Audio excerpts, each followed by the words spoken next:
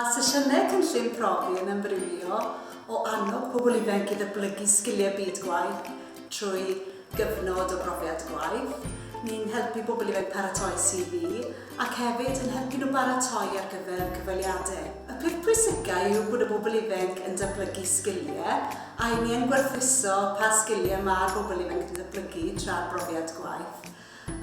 O ganlyniad i hynny, maen nhw mwy ymwybodol o'r cryfderau ac yn mwy parod i ddatblygu y sgiliau yna ymhellach. Ers mynd ar profiad gwaith i siopiago a i coleg celf gyfynfyn, nes i dewis mynd ar y llwybr coleg celf.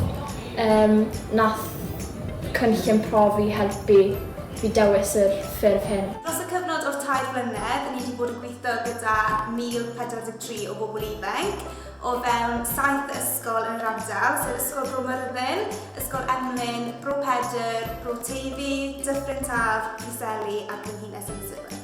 Mae'r ffaith bod bobl ifanc wedi bod ar brofiad gwaith yn eu hardal enedigol yn neud i nhw sylweddoli bod yna gyfleoedd iddyn nhw i ddatblygu gyrfa o fewn y cymunedau gwledig ni.